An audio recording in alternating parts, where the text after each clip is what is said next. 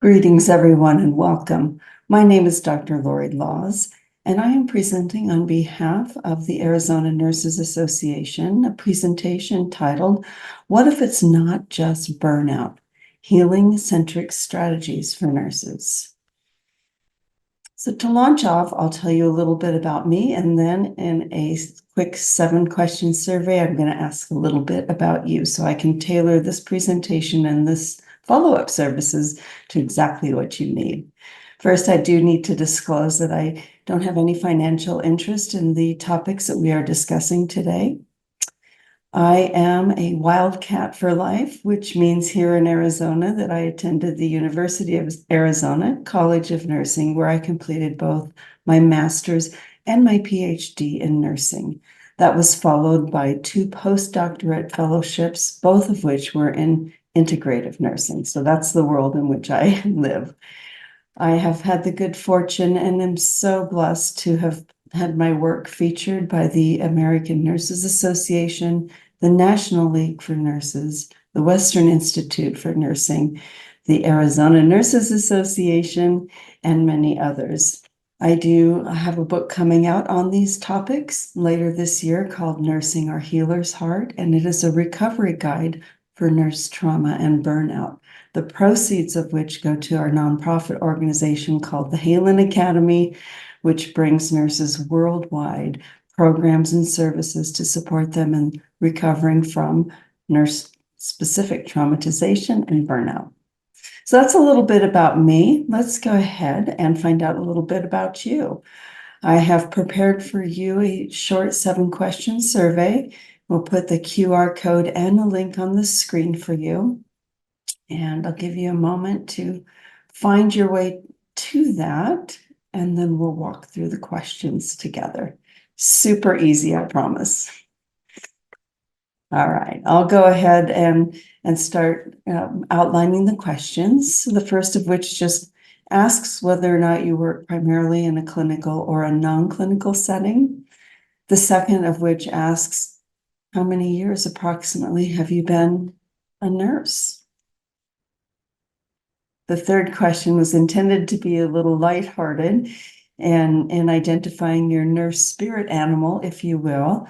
And there will be 5 choices there, ranging from anywhere from I'm just thrilled to be a nurse, I love what I do, to I'm not loving it, I'm thinking about changing roles or even leaving the profession altogether, and choices in between. So whichever one feels most aligned for you today is just fine. And then there's a quick question that just asks you how familiar you are with a relatively new concept, which is nurse-specific traumatization. We're going to be talking about that a little bit later today. Similarly, there's a question that asks about your familiarity with the polyvagal theory. And just again, to help me gauge how I can support you and our nursing community.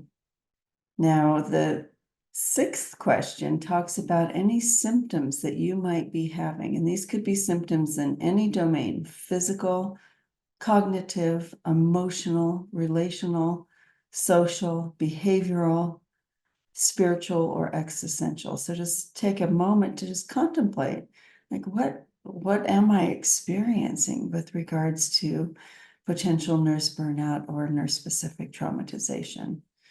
And then see, like, well, are those symptoms, is there a lot of overlap? Are they separate, or I'm not quite sure. And our last question is has to do with how many strategies or practices you might have to nurture your nervous system.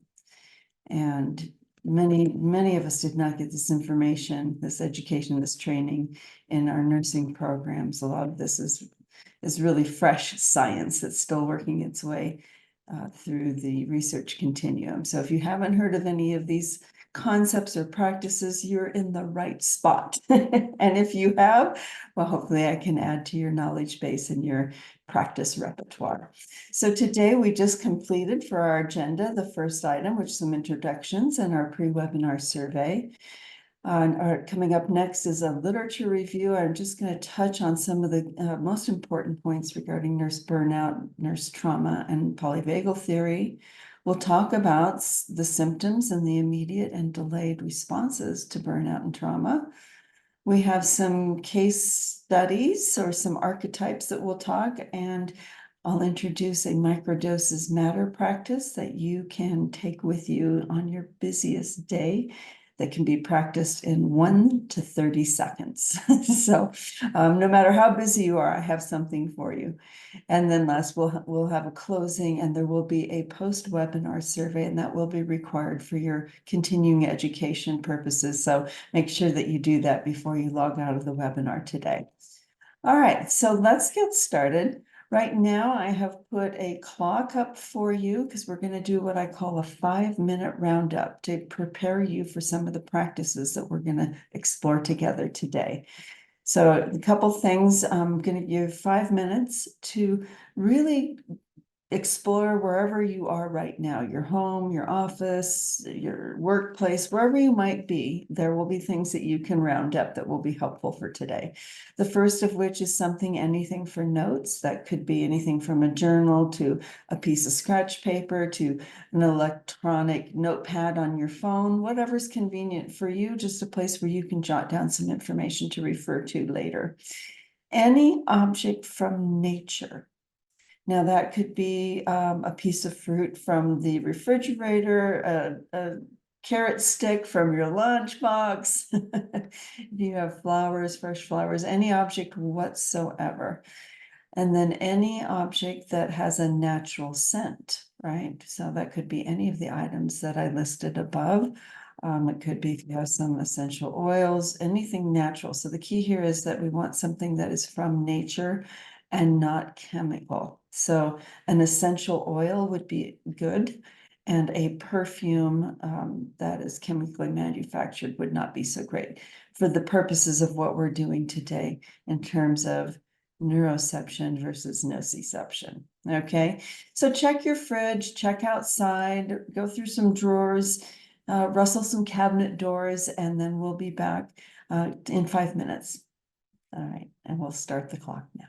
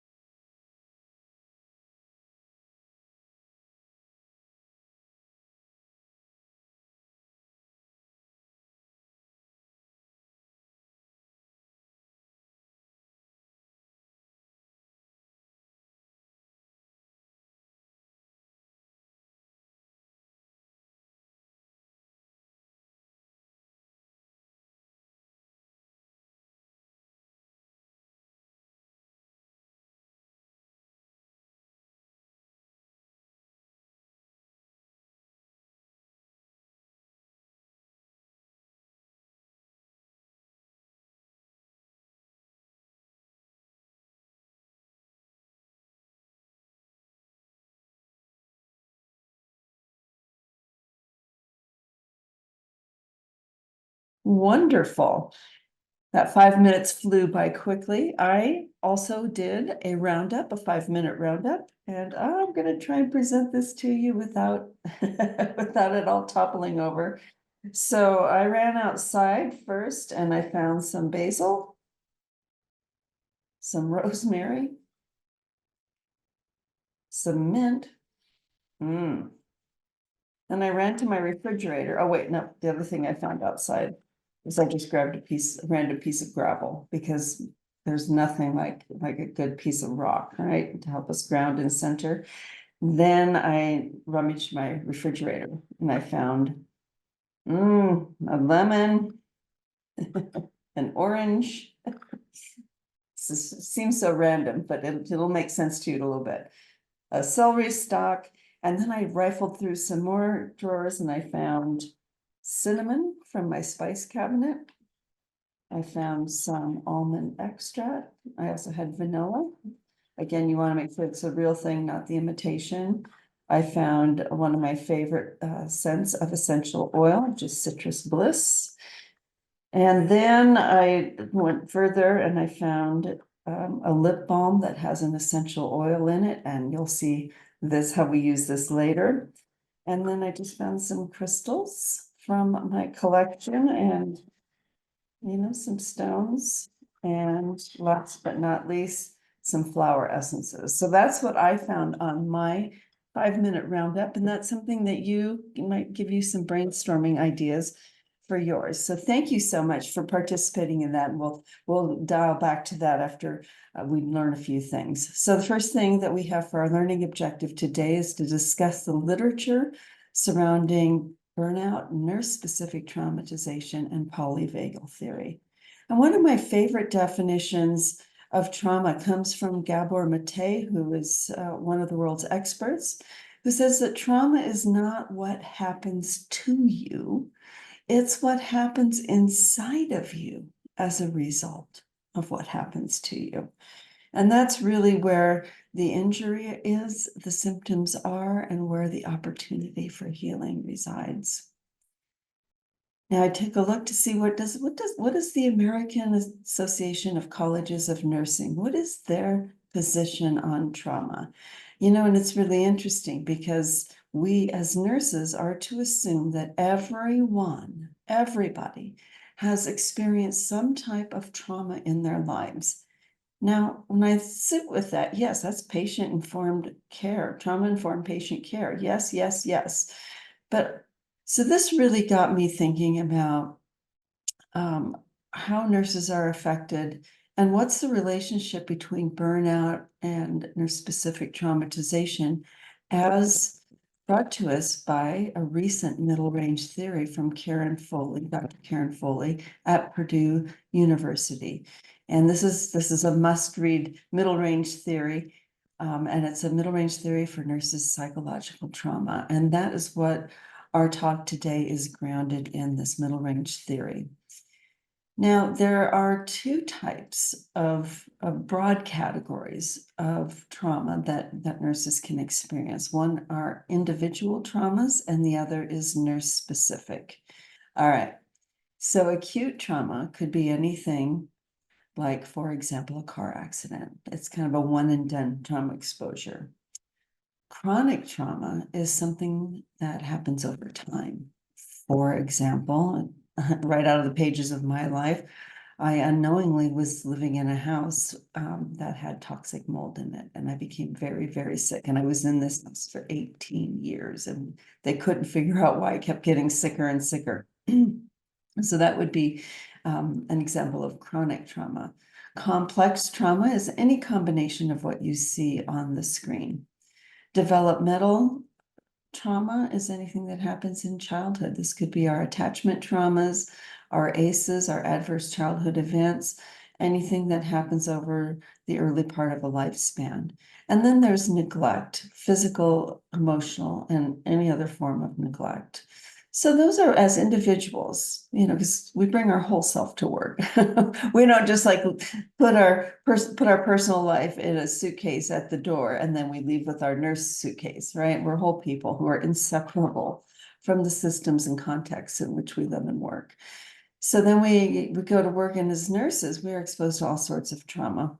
Of course, there's vicarious secondary trauma that we're all familiar with, that we also are exposed to what our patients are exposed to. And if we're seeing them in a clinical setting, chances are they are experiencing some sort of high amount of stress or trauma exposure themselves. And so we experience that with them as part of being a patient-centered nurse. We have historical trauma, nursing from an occupational class perspective. It has been an oppressed and marginalized class since the beginning of nurses' history. And an example of that might be nurses eating their own. There's been a lot of oppression that nurses have been, if you, for lack of a better word, second-class citizens within the grander context of healthcare. And so this presents itself as historical trauma to our profession and to each of us as individual nurses. There's workplace violence and incivilities of all kind, which we're very familiar with, how often and how profoundly we are affected by violence inflicted by our patients and or our coworkers. There's system-induced trauma when in fact the system is the source of the trauma. And that is very, very common and something that a lot of nurses are talking about. Insufficient resource trauma is when we're understaffed, under-resourced. We don't have the tools, the resources, the supports that we need to practice within the full scope of our license. There's second victim trauma, and this is often secondary to healthcare system inadequacies, is when you might have experienced a near miss, an adverse event, or a sentinel event, and you carry the burden of that second from the victim, secondarily. And then there's trauma from any number of disasters, global pandemics, floods, fires, etc. Now we can further look at, the nurse-specific traumas and think about, well, what's avoidable and what's unavoidable? So there's some trauma that we are exposed to that is inherent with the profession of nursing. And that would be like, we can't escape it. It's part of what we do. So vicarious or secondary trauma exposure would be one of those. We can't change what has happened in the past. So we all embody to varying degrees the historical trauma that each nurse and, as a profession and as an occupation that we have been burdened with, and also trauma from disasters. We can't prevent those things. But the other types of trauma exposure are avoidable. There should never, ever be workplace violence. There should never, ever be system-induced trauma. There should never, ever be insufficient resource trauma. And there should never, ever be second victim trauma secondary to health system inadequacies. So when we look at the trauma exposure that nurses, first of all, we have several categories that we are exposed to by virtue of being a human being. And then we have the exposure of the unavoidable, which is inherent with the nursing profession. And then there's the unavoidable nurse-specific trauma that we're exposed to on top of that. So it's a lot for a nervous system to manage. So we think about, well, like, how does this affect us? Like, what happens? So I've been exposed to a lot of trauma. Then what? Then what? Well, what we know is that through the field of relational neuroscience, a lot of times we don't have the people or the resources that we need at the time of the trauma exposure to help us fully process or integrate it, right? We might have people around us who care, but they may not be fully equipped to help us fully through that traumatic experience. And it's important to note that not every trauma exposure results in traumatization, but a good number do. So we look at the work of Bessel van der Kolk, who wrote a book called The Body Keeps Score. And I'm going to read a quote from his work that really brings home what happens to this trauma, this traumatization. Because we have learned, he says, that trauma is not just an event that took place sometime in the past. It is also the imprint left by that experience on the mind, the brain, and the body. And this imprint has ongoing consequences for how the human organism manages to survive in the present. So the main places in which our body stores trauma, unintegrated trauma, is in our neural plexuses, our bone, our skin, and our muscles. And if you think about body systems, like, whew, that's a lot of places where we can, where the trauma can literally get stuck. And my work is centered on helping nurses recognize the symptoms and the signs and learn the language of their nervous system so that they can navigate and address those symptoms, and then further learn how to insulate yourself from further trauma exposure. Because quite frankly, the nursing crisis is not going to be going away anytime soon. So we need to take a whole new approach to how we keep nurses safe and experiencing professional well-being in their practice. So one of the theories that frames this nicely for us is Stephen Porges' polyvagal theory, and I'm sure many of you have heard of it. It really looks at how the autonomic nervous system, which I just refer to as nervous system a lot of the time, that's what I'm referring to, is where we have our sympathetic and our parasympathetic, right? We're all familiar with that. And then looking at the dorsal vagal nerve a little more carefully. And through his work, he's identified 3 circuits, if you will, that we embody as humans. And one is called the ventral vagal. Now, this is when the ventral vagal, that's a part of our vagus nerve, when this circuit is online, this is when we are calm, cool, collected, connected. It's when we're in the flow state, when we're in our practice, like we are just so present and so connected to what we're doing. And it's because we feel safe. All right. So you can only be fully in ventral vagal if you're feeling safe in your environment. Now, if we feel that there's a threat, a perceived danger, or there's something in the environment, and the environment can be, we'll get to this in a minute, either internal environment or external environment.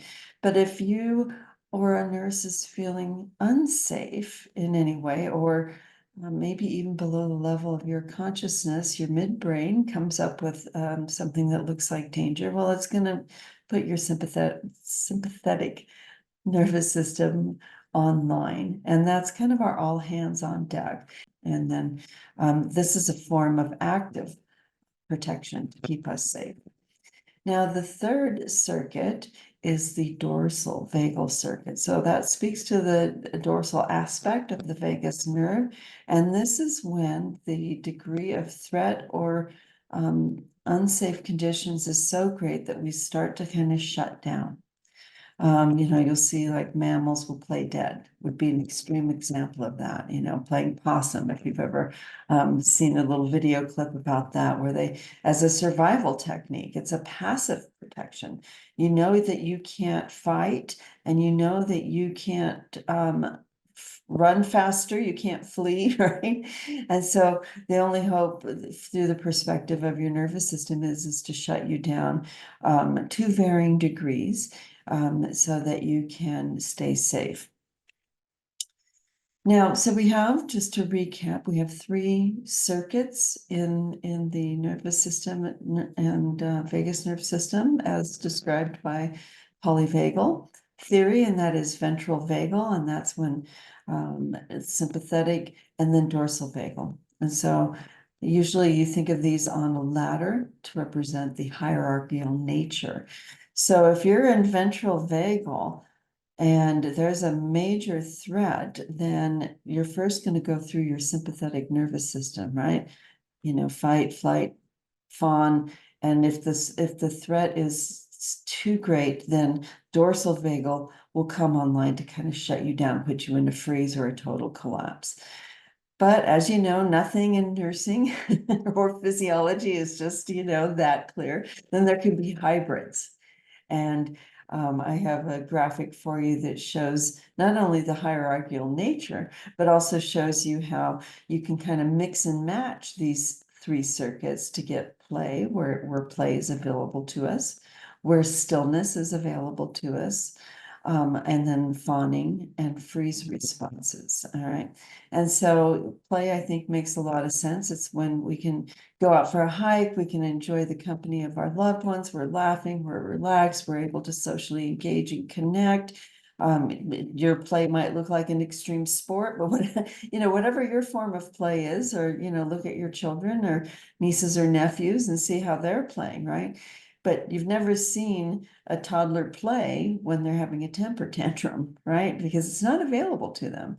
And just for many of us, stillness practices, mindfulness-based practices aren't always available to us. If our sympathetic is online or we're in sympathetic overdrive, stillness practices or activities like meditation or slow yoga, yin yoga, qigong, other like really mindfulness-based, movement-based practices that are relatively still, those might not be available to a nervous system who has a lot of the CAN hormones surging through it in response to sympathetic, and that would be your cortisol, your adrenaline, and your norepinephrine. So if you have those coursing through your veins, then it's going to be really hard for you to be still in say, a self-care or mindfulness practice. And then there's the freeze. It's when we have prolonged or imminent danger, or the threat is severe, or it's been going on for far too long, which is for many nurses in current working conditions, which are pretty harsh for many. We can go into the freeze, and this is where you feel very unsafe. And you've kind of blown through your coping mechanisms because the chronic stress or danger has been for too long, and now your body's starting to shut you down to protect you, right? And this is why, if you're on the couch and it's your day off and the most you can muster is to order some takeout and get on Netflix for an all-day binge. No judgment on that, but it might be in those cases that you just don't have the energy reserves to be active because your dorsal vagal is online and likely your mitochondria are even affected, and it's really contributing to this overwhelming sense of fatigue, collapse. So I like to think about these circuits, the safety, danger, and extreme danger circuit. So safety is ventral vagal, danger is your sympathetic when it's in overdrive, and extreme danger would be your dorsal vagal. And we think of these rather than on-off switches, think of them as dimmer switches, right? So depending on internal and external conditions, the dimmer switches will adjust to meet whatever is happening in the environment. So you might be wondering, how does this affect my brain? Okay, so that makes sense. And mind you, all of this is happening below the level of consciousness, below the level of your prefrontal and frontal cortex. So I love to use Dan Siegel, who brought us this this brilliant hand model of the brain, right? And so here's our upstairs brain, and here's where our cerebral cortex and our prefrontal cortexes. And down here would be, our mid and lower brain regions, and this would be our spinal column. And tucked inside of here, right here in the thumb, tucked in, nestled in, is our limbic region. All right. And so this is how a regulated brain looks. This is when we're in calm, cool, and collected. And even sympathetic. But what happens? What happens if there's something in our inner world or our outer world that touches upon a prior unintegrated trauma? Boop. Now what happens is that it's called flipping your lid, for lack of a better scientific term. But what happens in an unintegrated trauma response is that the upstairs brain kind of flips its lid, and the downstairs brain and the limbic system get in the driver's seat. And so how can you tell this when this response happens? Boop. and then the limbic system starts running the show, is usually it's because the trauma response, whatever the response is, it's overblown, exaggerated, and disproportionate to what is happening. So it's important to note that when this happens in response to unintegrated trauma that is stored somewhere in the body, that gets awakened by a cue in the external surroundings, boop, that this flipping your lid happens. And when this happens for your colleagues or for yourself, it's really important to know that this is not a conscious choice. It's an adaptation, and it reflects an unintegrated trauma that is stored in the body that has come up for healing, right? Is coming into the field of awareness, but it can feel unpredictable. It can feel dysregulating. It can feel dissociating. And so it's just understanding that when those things happen, that there's nothing wrong with you or with another person.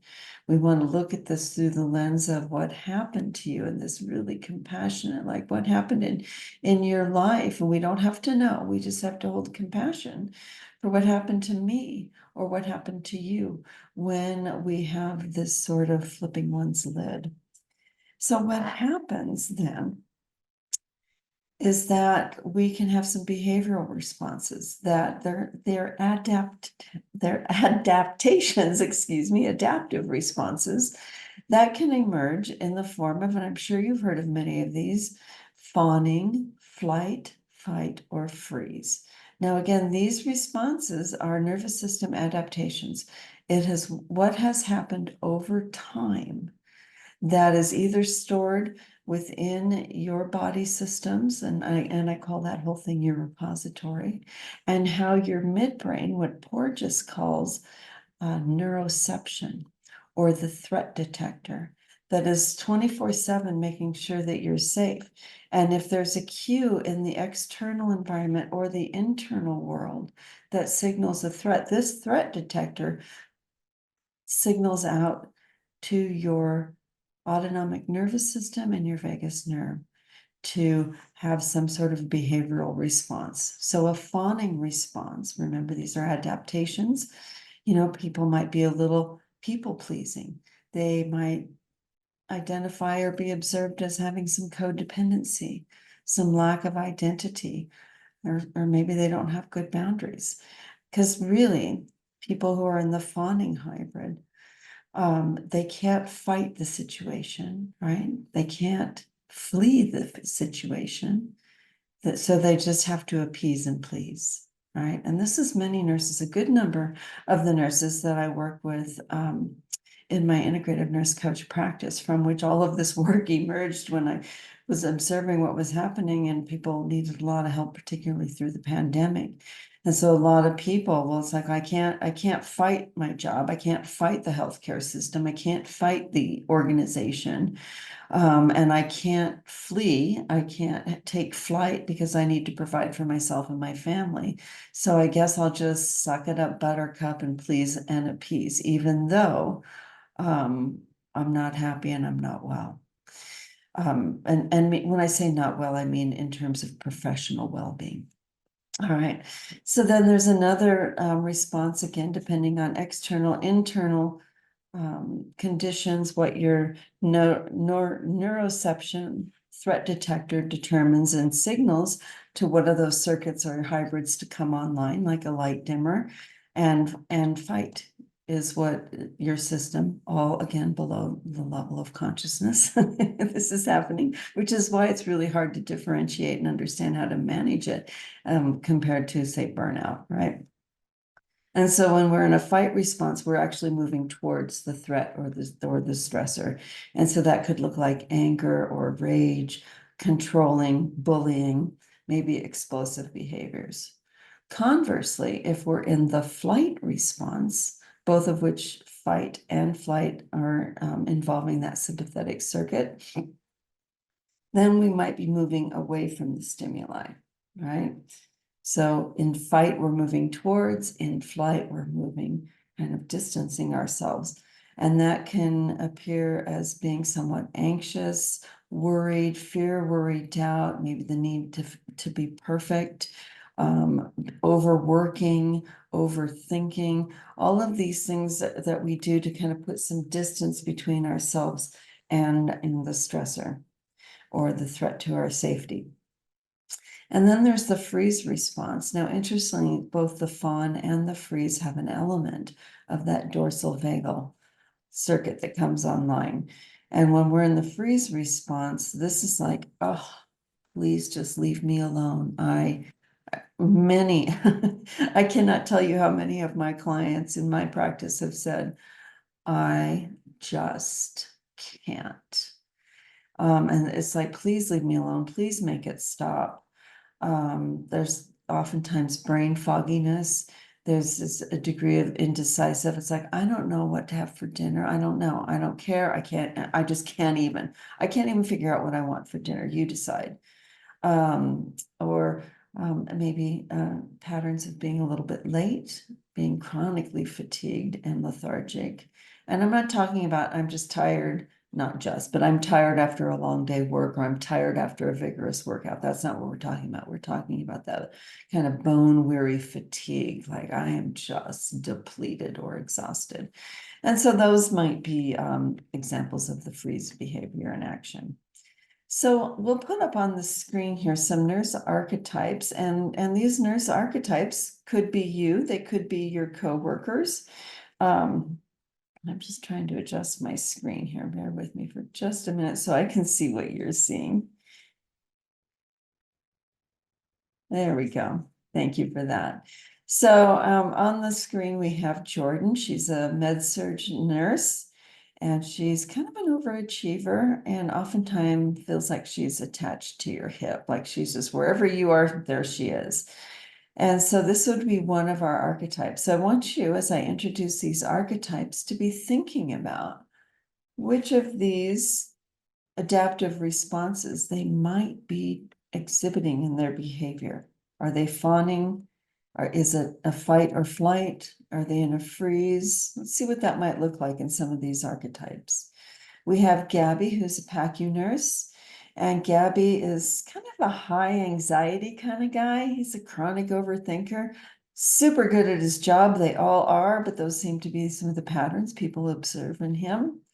Then we have Nathifa. She works in the NICU, and she kind of needs to be in control, and above and beyond the NICU mama bear persona that many of us have come to love and admire. And all of our NICU nurses are fiercely protective, and rightfully so, over those newbies, I say, neonates. And then she also kind of borderline bullies. So this would not be the normal kind of what you might think of a really good NICU nurse. So she is also that, but it's like a little extra, like she needs a little more in control than most, and tends to be a little bit, as her coworkers describe her, as a little bit, maybe sometimes a little bully-ish. Now we also have Taylor, who's an ICU charge nurse. And Taylor has a hard time focusing and concentrating. She gets the job done, but it's like, by her own words, it's like, I just have to get through the fog. I have to get through the fog to really focus. It takes a good degree of effort. And Taylor's habitually a little late to meetings, to her shift, and she's doing her best, but it's a pattern. We have Riley, who is a labor and delivery nurse, and people describe her as a little bit codependent, and kind of lacks her own identity. It's like everything is kind of like, I don't know, what are you doing? And whatever you're doing, Riley wants to do. So there's some codependent behaviors that have been observed in her. And then there's Chin Mei, who is a new grad nurse. She's in her first year of practice, and she doesn't really engage much. And her mentors describe her as having sloth energy. So just kind of sitting with kind of these behaviors that are emerging from these nurses. And again, we're not looking at what's wrong with you. Oh my goodness. It's like the compassionate, what might have happened in your life that you are an overachiever, or that you have high anxiety, or that you need to be in control? What happened holding that compassionate space where you might have difficulty focusing or concentrating? And so forth. So taking always that compassionate stance. Dr. Bruce Perry was interviewed by Oprah Winfrey, and there's a book that he wrote that's beautiful, where Oprah interviewed him called What Happened to You? And that's, I want to just give attribution to that perspective, that paradigm shift. That was his idea, not mine. And it's a brilliant idea, and many of us are embracing it. So here's your kind of reflection. We're going to put a timer up, and you can take just a moment to look at those archetypes, and there's kind of a refresher on the attributes of fawn, fight, flight, and freeze. So just take a moment and kind of match each of those nurses to which adaptation response that they are exhibiting. So we'll start the clock.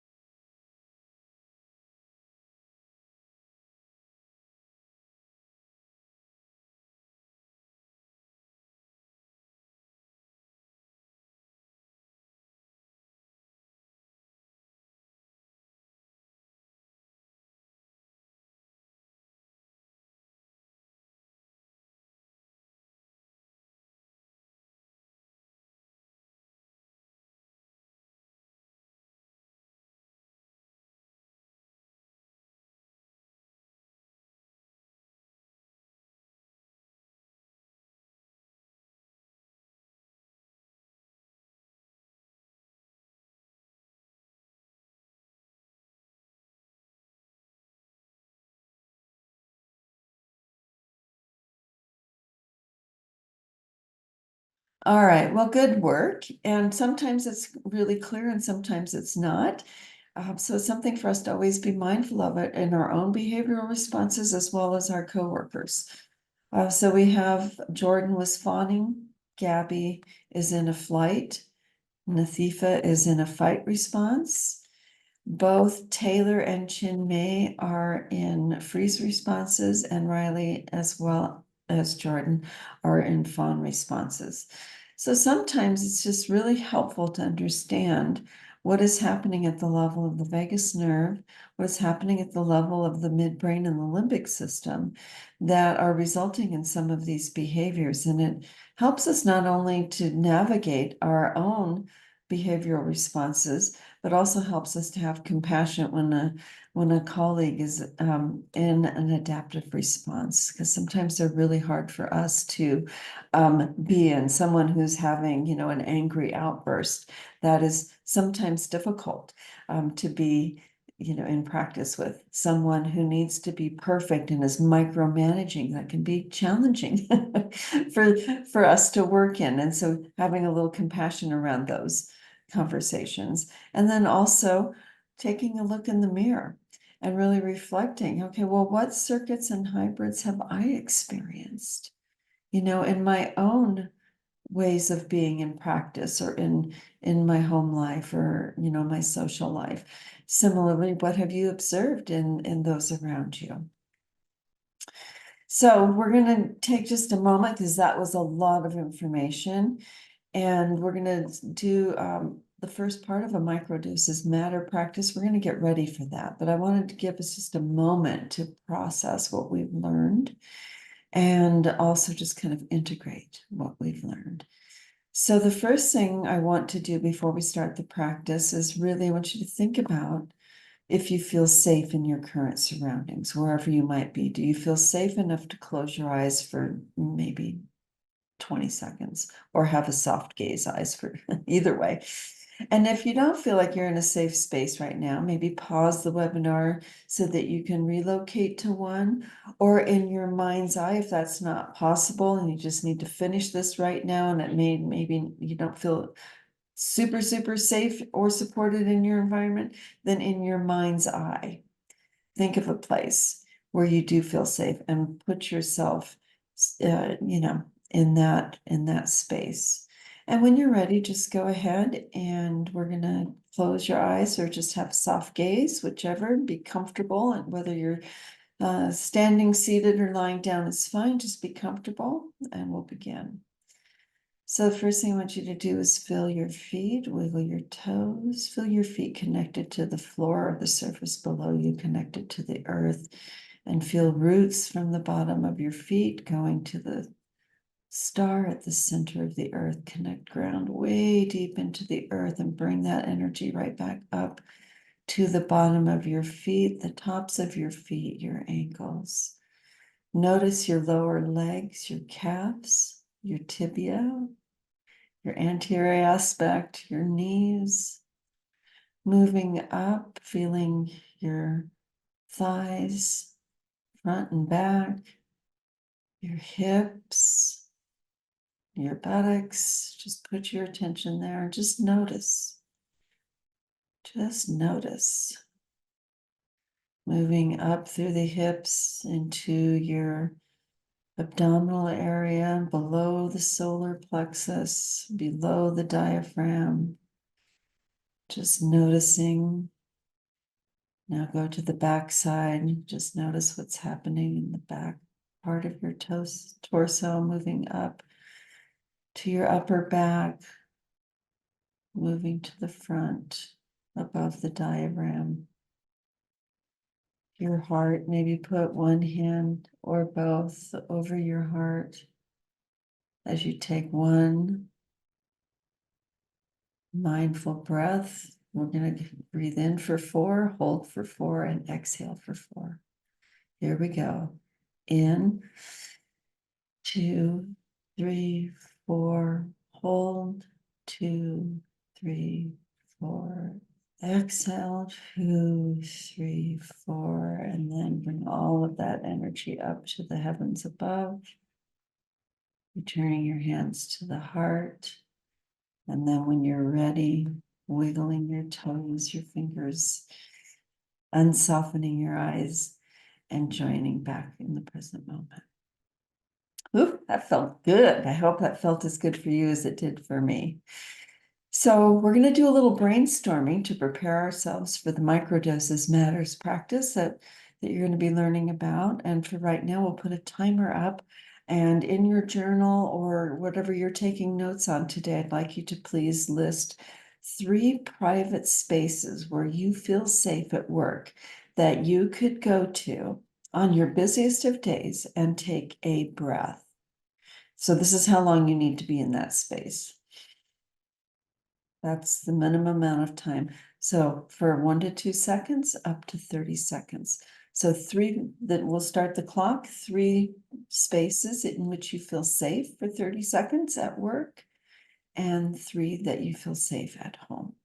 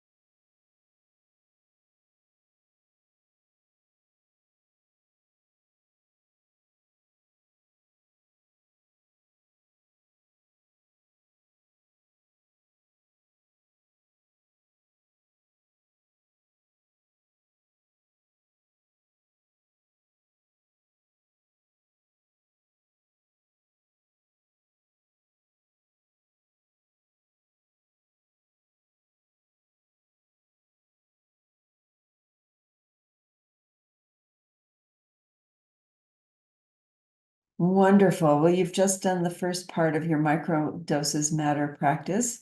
Check that off the list. And now we'll move into our second learning objective, which is really for us to differentiate burnout symptoms from SAMHSA's immediate and delayed reactions to trauma across all areas of your life. So this really, we're going to start talking now about how trauma affects patient safety and nurse safety. And so patient safety, as you all know, has factors our organizational culture, workforce, and workplace. And when we start looking at workforce, we have to start looking at from the perspective of what you just learned about polyvagal theory and how that affects your limbic system, and whether or not you're flipping your lid, whether or not you're having, a flight, fight, fawn, or freeze response.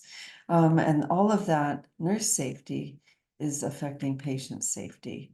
And we're always rightfully being admonished and guided to be safe at work. But when you really start looking through the lens of polyvagal theory, are nurses really safe at work? Looking at the trauma exposure from that threat detector, right? That process of neuroception, where 24/7 in your midbrain region is being surveillance for signs and cues of danger, in not only in your external surroundings, but any unintegrated trauma that is stored in your body, right? And so we look at, are nurses really safe at work if we're being exposed to many of these avoidable nurse-specific traumatizations? And so the threat detector is picking up cues, and we're supposed to be safe at work. We need to be safe at work, but our threat detector is saying, hey, hey, hey, this does not look or feel safe to me.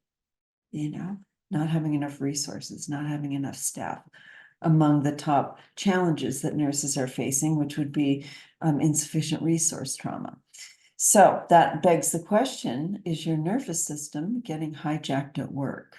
So let's take a look at that a little closer. So part of all of this, what we're learning about, is the window of tolerance.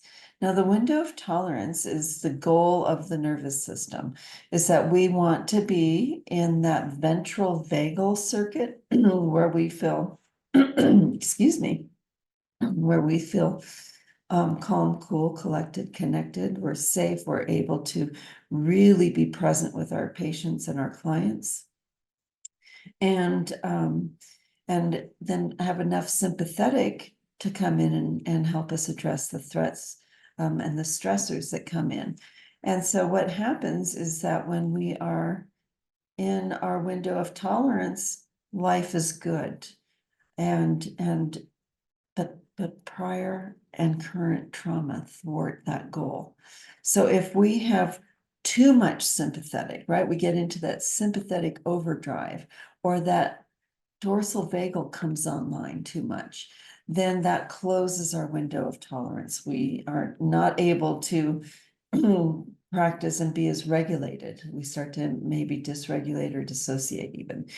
And then factors that open that window really wide would be having a lot of manageable sympathetic nervous system activation. It means like it's a great work day, that you have enough resources, you have sufficient staff, you have patients that are not posing a threat, or their families in some kind of way. Your coworkers are not posing some sort of threat in terms of maybe workplace incivilities or bullying, right?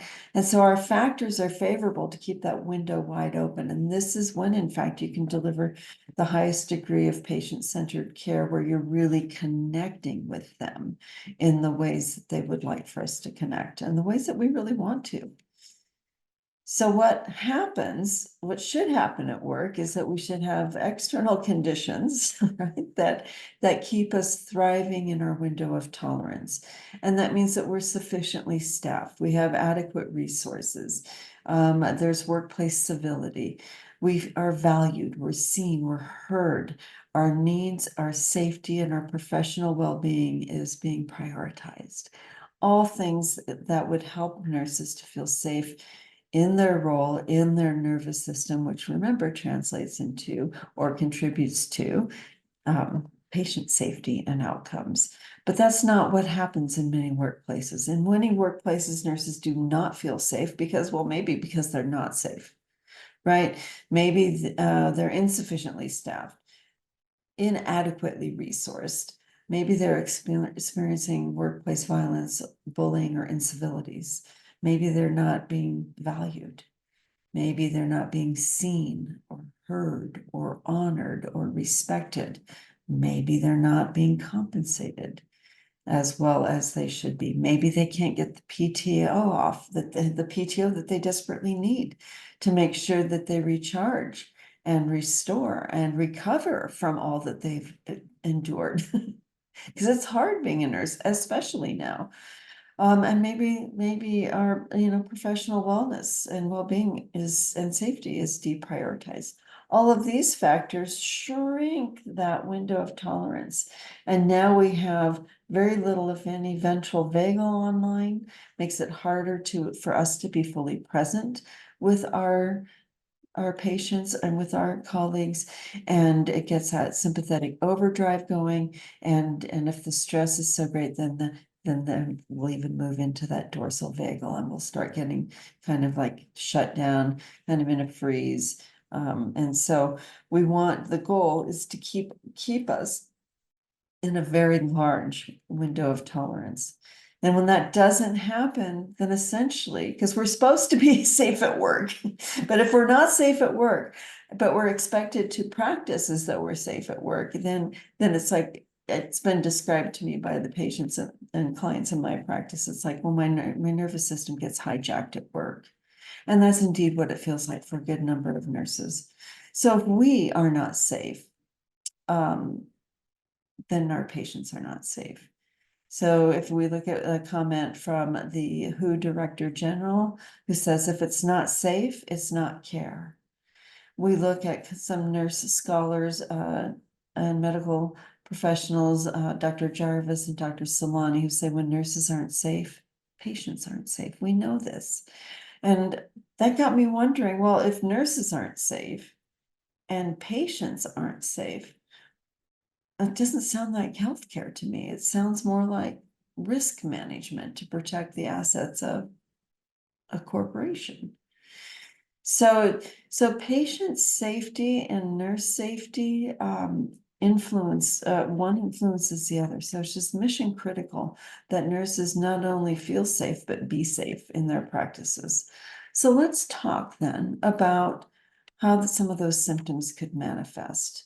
And just to kind of recap where we are, we talked about Dr. Foley's middle range theory of nurse psychological trauma, where we have the individual traumas that we all have been exposed to, and many of us are embodying the unintegrated parts of those. And then we have all the avoidable and unavoidable nurse-specific traumas that we've been exposed to. So when we take that and we go over to SAMHSA, who has a wonderful tip sheet that describes the immediate and delayed reactions to trauma, you start seeing there's a lot of overlap. And so I kind of put it in this, let's look at it like an iceberg. What can we see above the surface in terms of burnout, and what might be going on below the surface in terms of immediate or delayed reactions to trauma? And look at that. What if we look at that through the lens of the polyvagal theory, which we've been talking about today?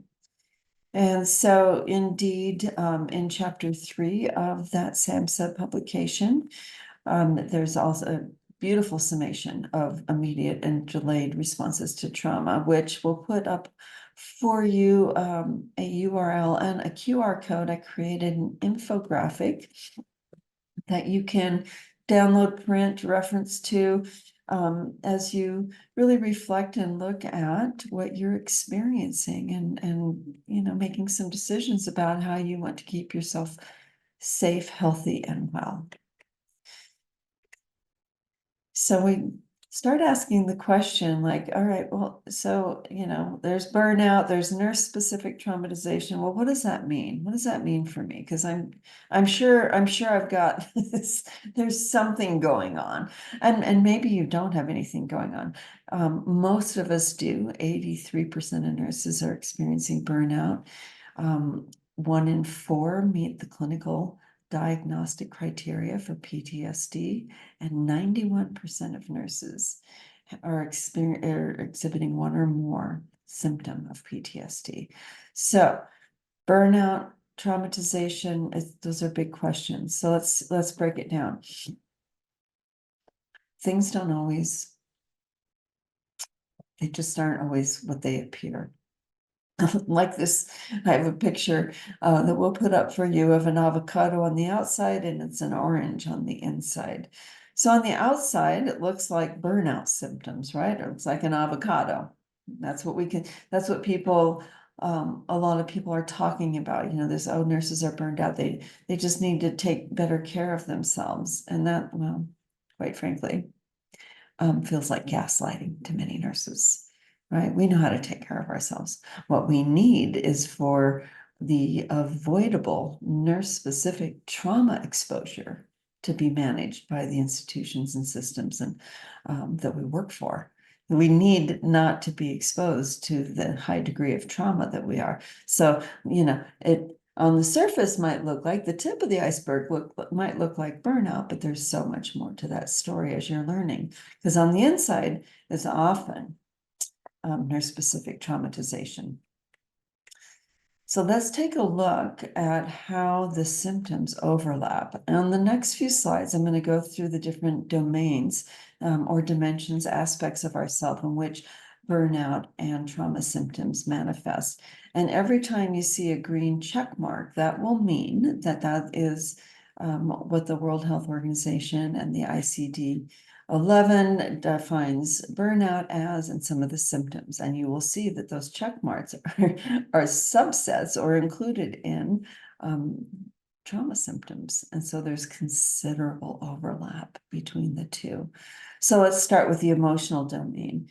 If you've ever felt detached, depersonalized, helpless, in denial, overwhelmed, feeling out of control, anxious, or have anxiety, are sad, depressed, or irritable, it might be worthwhile for you to explore if you are exhibiting signs of nurse-specific traumatization. And we're going to work on some practices if you feel that is, and that's everything I'm doing in my role at the university. It's everything I'm doing for the nonprofit is bringing out programs and resources and supports for that. So if you are identifying that, ooh, I think maybe I'm affected by nurse-specific traumatization, I got you, we got you, there is help, and you're not alone, right? 91% of nurses are experiencing one or more of these symptoms.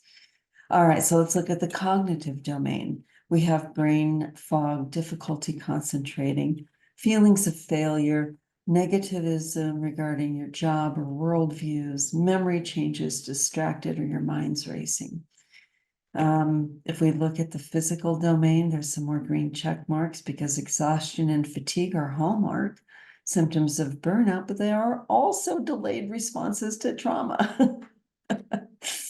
So, are we talking, this is the chicken or the egg? Hard to say, and we don't really need to know empirically because we want to get into that nervous system and really helps nurture it and navigate it effectively, because chances are you also have some not unintegrated trauma that is stored in your body that is being touched upon what's happening in your external circumstances.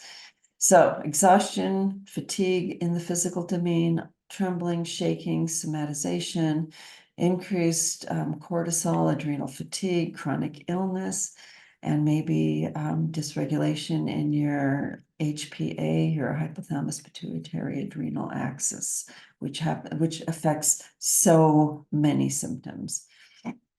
In the behavioral domain, decreased energy, decreased exercise or activity, might be withdrawn in your relationships, or in your responsibilities. Might feel a loss or lack of motivation, be apathetic, noticing or experiencing some changes in the quality of your sleep or your sleep patterns. There might be an increased use of substance or alcohol, or in my case, food. I'm a food addict, and that's kind of my go-to. Increased absenteeism, like missing work, or presenteeism, which means I'm here, but not really here. I'm going through the motions, I'm doing the best. And that would be, I would think, a good number of people who have that dorsal vagal circuit that has come online. I'm here, I'm doing my best, but I just don't have any enough reserves in the tank to do my best. I'm doing the best with what I have. That is, a lot of times presenteeism. Risky or maladaptive or high-risk behaviors, procrastination, those are all behaviors that can show up. And then we look in our social and or existential domains, and we might find ourselves distancing ourselves from our job or other people. We might be experiencing more interpersonal conflicts, socially isolating ourselves, feeling like, well, we're just not being, as effective in our personal professional life. We might have a loss of meaning in terms of maybe I used to love being a nurse, but now not so much. Or you're starting to redefine what that looks like. And in all aspects of life, not just nursing, but there can be a loss of meaning across the board, hopelessness, and then loss of value or purpose. So that is a lot to take in. And you might be wondering, as I did, so are burnout symptoms the tip of the nurse-specific trauma iceberg? Now, I mean, they're two distinctly different phenomena, but there's, as you can see, so much overlap. And there have been studies, and we know that burnout has significant direct and indirect effects on PTSD symptoms. So do we need to untangle? I mean, yes, of course, in some instances we have to untangle burnout from PTSD. Of course we do. But from a standpoint of professional well-being, and where do I start, right? Where do I start? I have tried everything for burnout. Like I've done all the things, right? Go down the list, and I'm still burned out. I still am having my symptoms. They're not resolving. They're not getting better. And this is what we're finding.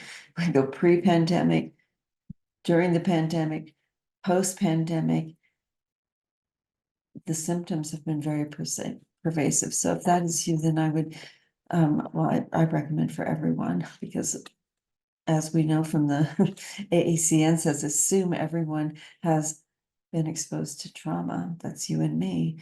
Then start with your nervous system, right?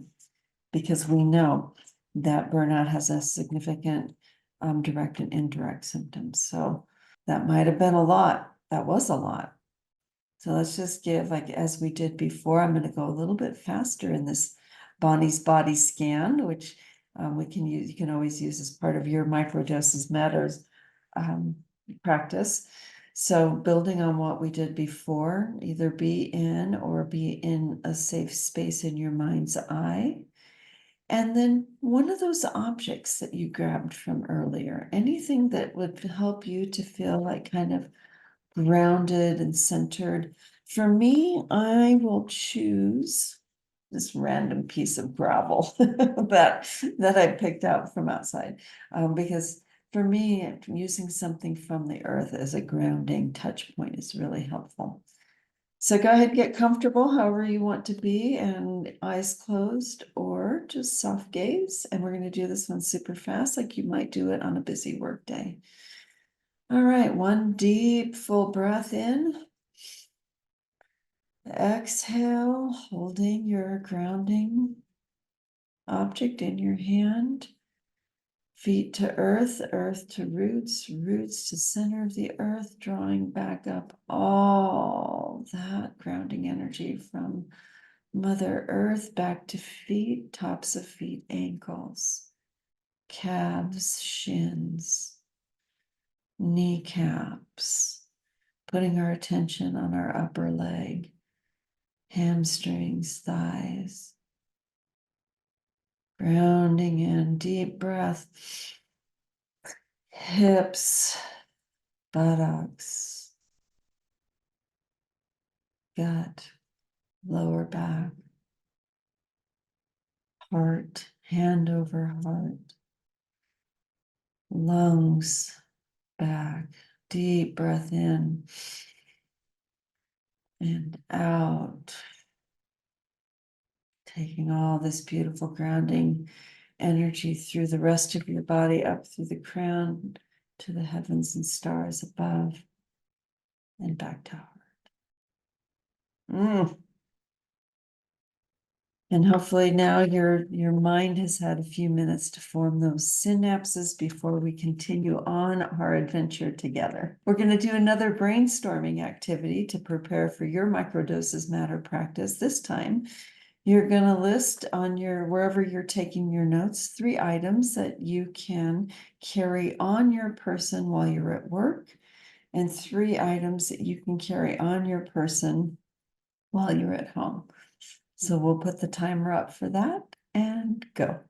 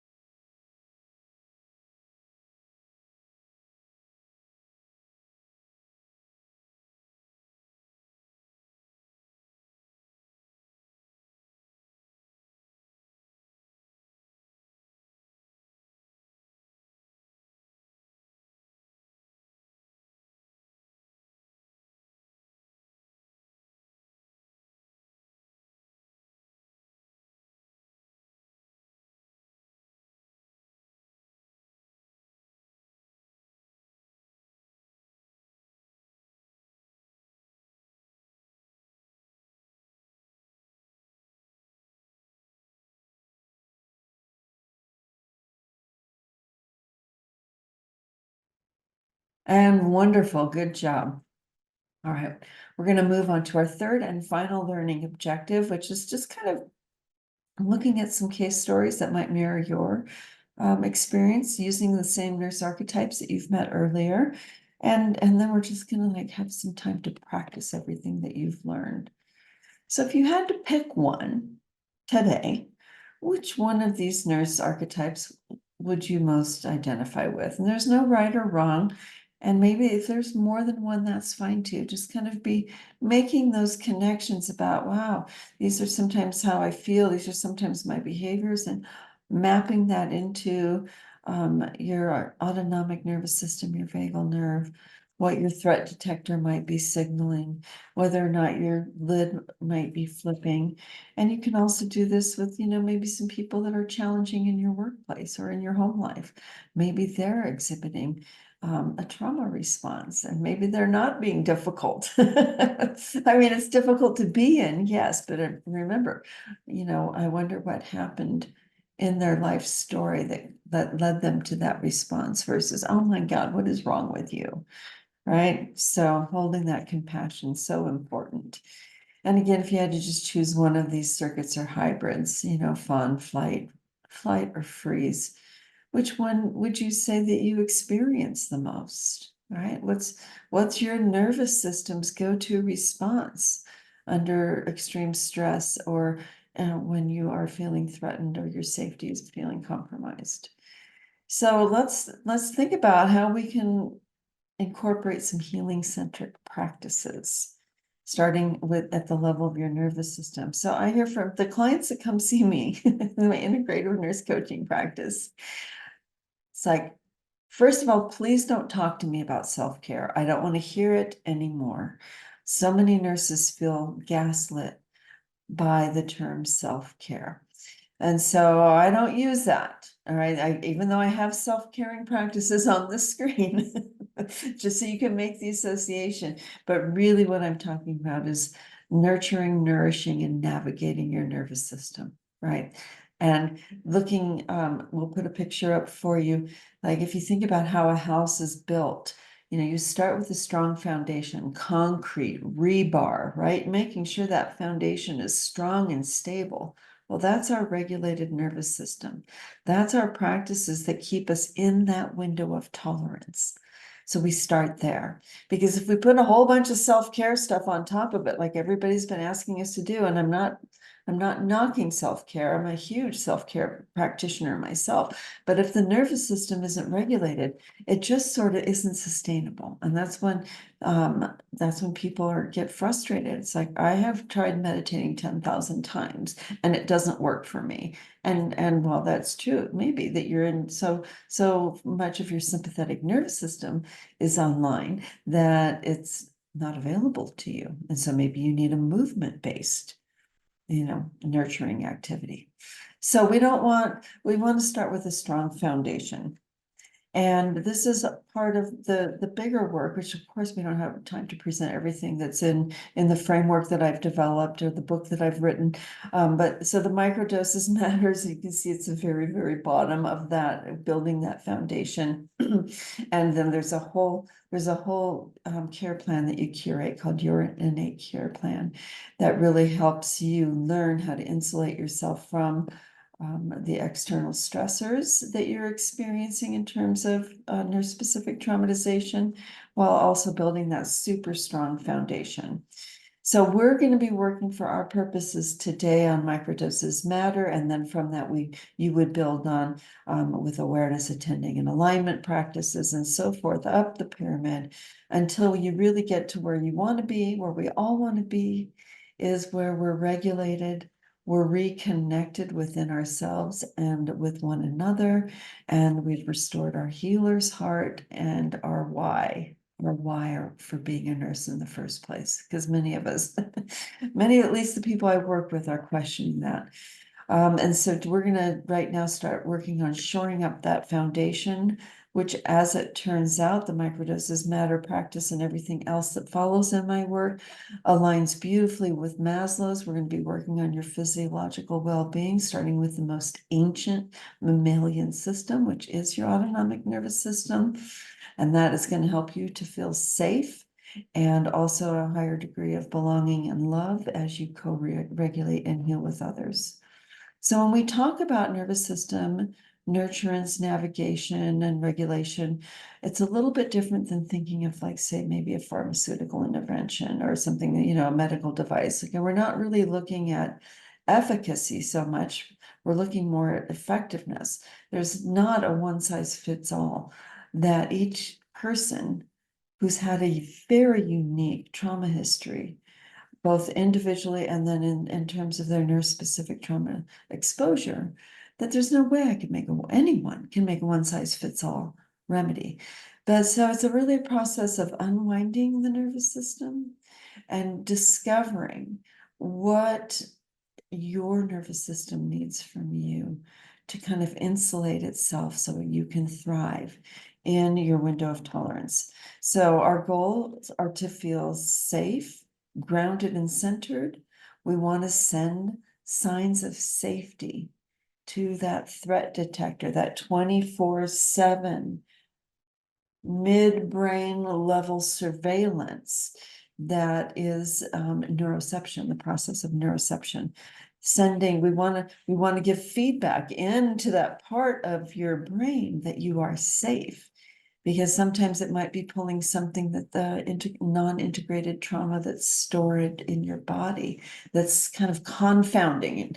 And you might be safe in your external circumstances, but you get something touches and brings this internal stored trauma in there, and that's when it gets overblown and we can flip our lids, right?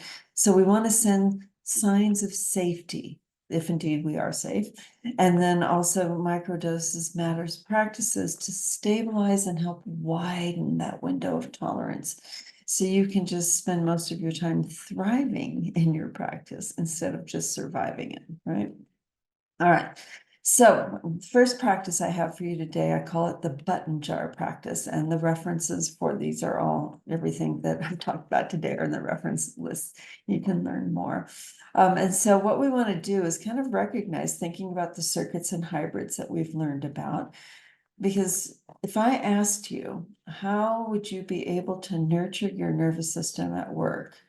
If you're like every single client I've worked with always, every nurse always that I've worked with would say, I don't have time. There is not a moment for me. And I believe that to be true. So it's true from the perspective of the sympathetic nervous system that has the nurse in flight or fight or freeze, or if dorsal vagals come on, fawn or freeze, right? So from the perspective of the nervous system, that's true that you don't have a minute. Remember a second even, because all of this is happening in the midbrain and the vagus nerve and below. It's not happening up here. So the trick is to like, all right, let me just check myself and see if I do indeed have maybe 1 to 30 seconds. And so I call this the button jar check-in. What can I do to support my nervous system now? And so you visualize a button jar, and this is kind of to help you perspective take out of that, oh my God, there's no time for me because I'm in flight or fight or freeze or fawning, and I'm just like the stimuli is coming in so fast and it feels like I cannot even take a breath, right? I cannot use the restroom. I cannot eat my lunch. I cannot do anything. That is real, and it feels very real. So the first thing we need to do is kind of bring a different perspective to that, and we use the button jar. So thinking about your busiest day, and the smallest button in there, look and see, we'll put a picture on the slide for you. The smallest teeny tiny button you can find in the jar is one breath, one mindful breath. And the largest button you can find, say, is a weekend retreat. And you can kind of figure out how you want this to work for you, right? What the ones in the middle mean, the different sizes, what they mean to you. So the smallest button, the busiest day, I'm in the middle of a code, say. While you're fast walking to the code, you're still breathing. You are, no matter what you're doing in your practice, you are still breathing. So grab the smallest button in there. It's your busiest day, and you can feel like, whoo, I'm starting to get a little, I'm feeling it. All right, grab that smallest button, one mindful breath in and out. If you can do both through your nostrils, that's fine. If nostril breathing doesn't work great for you, blow out a straw. All right, do that a couple of times while you're fast walking to the code, or while you're, grabbing a med or whatever you're doing, right? There's always, you're breathing anyway. It takes zero extra time, zero extra time. All right, and so you get the idea. Now, I'm going to ask for our purposes today, grab a button that looks like 30 seconds for you. Grab a 30-second, whatever the button looks like, 30 seconds. Because I'm telling you, on your busiest day, your autonomic nervous system is going to say, no, I do not have 30 seconds. There's not 30 seconds. I cannot take 30 seconds, right? And so we have to kind of like, oh, there's a button. I can find 30 seconds. I'm going to prioritize 30 seconds. And if I can't even do that, then you have the smallest button, always one conscious breath.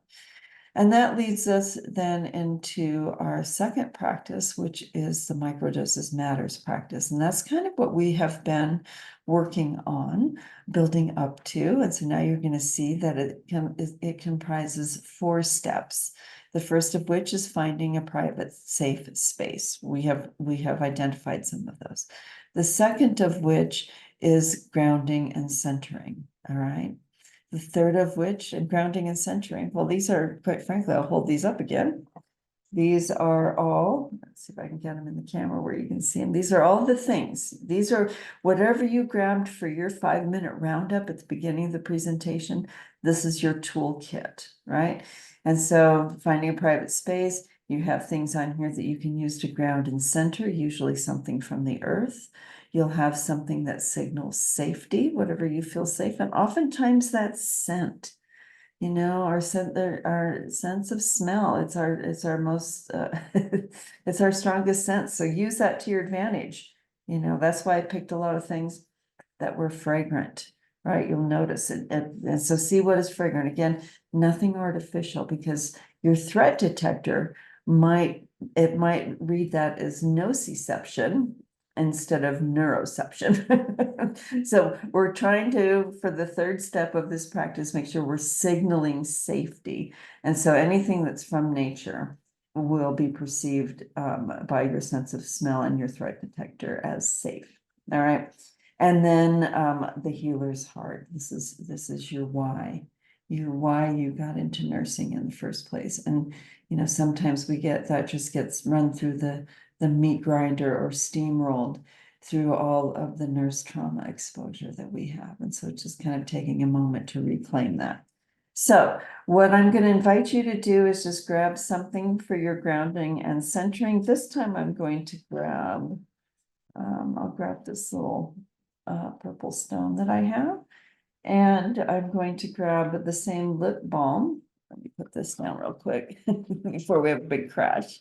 All right, and then I'm going to use the same lip balm that you see featured. So when I do live events, this is a little swag bag that I pass out, and this is a little kit, and we're going to build our own kit. That's what we've been working on today.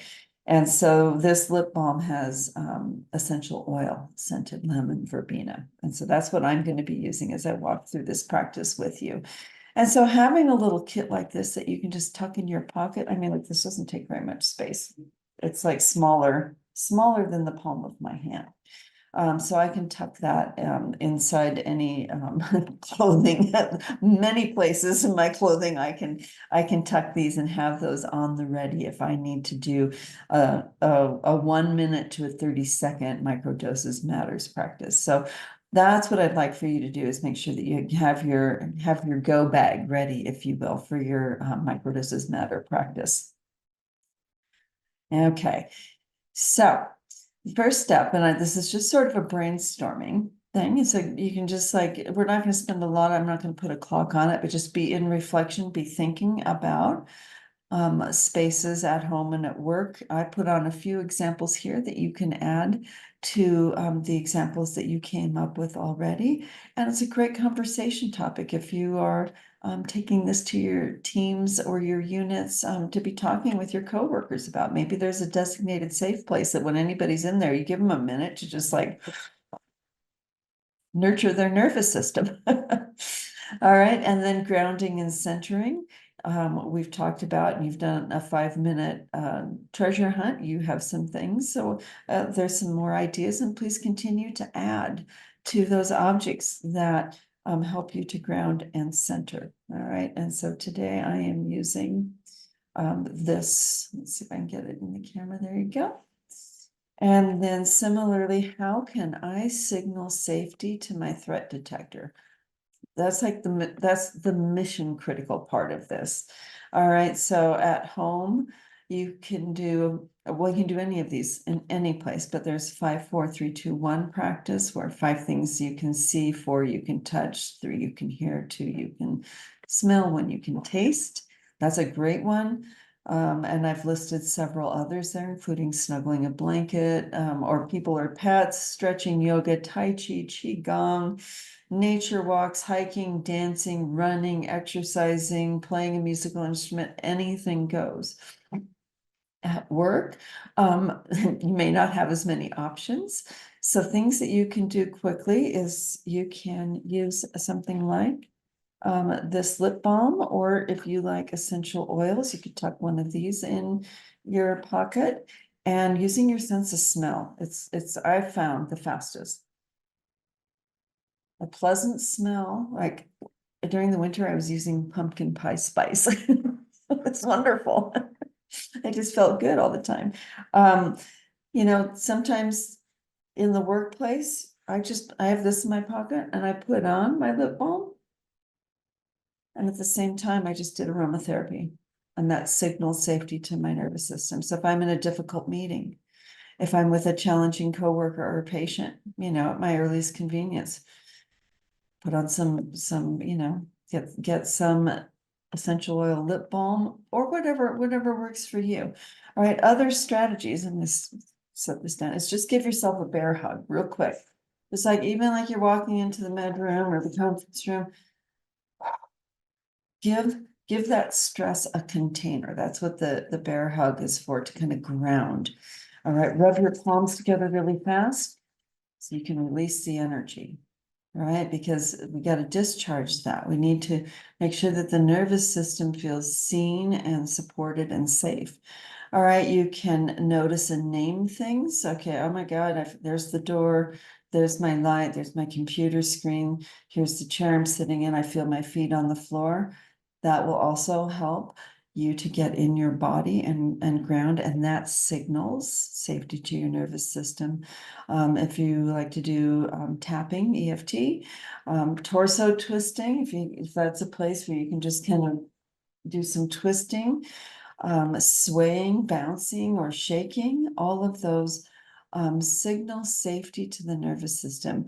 And you'll know because you're just going to follow what feels right for you, right? I can't say do this or do that, but explore with some of those and many others that you come up with your own. And then always, it's just like connecting with your heart, your why for everything, the whatever your deepest truths are, the people and the creatures and the places that matter most to you. It's really hard to be a nurse, and so just honoring your healer's heart, your why for nursing, what brought you to this profession, why you worked so hard, because it's really hard. I teach in an undergraduate nursing program. I know how hard it is. Still, I have so much compassion and empathy for my patients, my students. And so just really honoring yourself for what you do and all that you have endured and been exposed to, and just reconnecting with why you're doing it, remembering that why and honoring yourself. All right, so that's kind of the walkthrough of the Microdoses Matter kit and practice.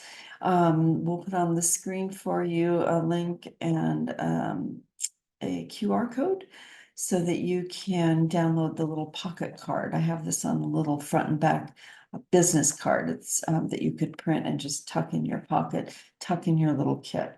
And so now let's put theory into practice. Let's go together. I'm going to put a 30-second timer up, and I'm going to walk you through, and we're going to do this together so you can see that, in fact, it can be done in 30 seconds. Okay, and let's see if I can get the timer to go. All right, we're walking to our private space. While we're taking our grounding stone, putting it in between our palms, holding it. One big deep grounding breath in and out. I'm halfway through. I'm going to take my lip balm. Anything that you're using to signal safety, apply that. Deep breath, hand over heart. And that completes a 30-second microdoses matters.